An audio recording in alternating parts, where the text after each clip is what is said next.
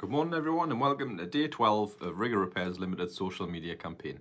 Today, as I mentioned yesterday, is answer a frequently asked question. So thank you to everybody that sent me messages with questions. So I'm going to pick one of them and that's what I'm going to answer. So you know the score by now. Cue the segue.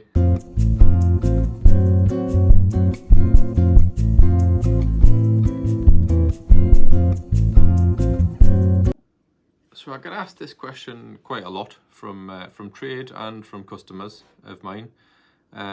What is the difference between a battery and reseal and a maintenance service? From my point of view, there is no difference because a battery and reseal is what I've always done for over 20 years with a watch that has a battery in it. And the new term for that, which is a maintenance service, is the same process that we followed doing the battery and reseal. So the difference from a customer's point of view is you guy down the market, you guy at a local, a watch store who changes batteries for a £5. They take the back off, they put a new battery in, they put the back on, they give you the watch back, costs you a £5. Brilliant, your watch is working. But a maintenance service involves a lot more, and that's the reason why your average maintenance service could be, for myself, 7 to 10 days. For a brand, it can be up to 3 to 4 weeks. And the reason for this is the amount of work that's involved in changing the battery, which is what people think is all we do.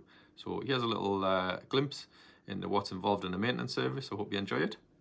So I've chosen a TAG quartz chronograph to show you. Quite robust watches, so I thought it would be a good one to show you size-wise. So we'll open it up.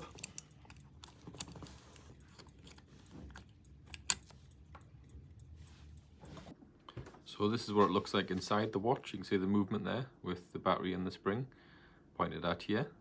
So we're going to remove that battery with the spring and the screw, as you can see there. So then we would test the battery. A battery should have 1.5 volts in it. This one has 0.87 or 0.78 under test. So because of that, we would then test the movement to check that the movement was doing what it should be doing. Subsequently, at this point, if the movement was found to be asking too much of the battery or not working at all, at this point the watch would be estimated for a full service. We would then remove all of the seals from the watch. So we have here a case back seal, a glass seal, a crown seal, and 2 pusher seals from the watch. These would be replaced with all new seals from the supplier. Once all those parts had been fitted, the spring would be refitted to the watch, the screw would be put back in with a new battery in, case back would go on, tightened on, and it would be tested doing a water test. So I'll show you that now.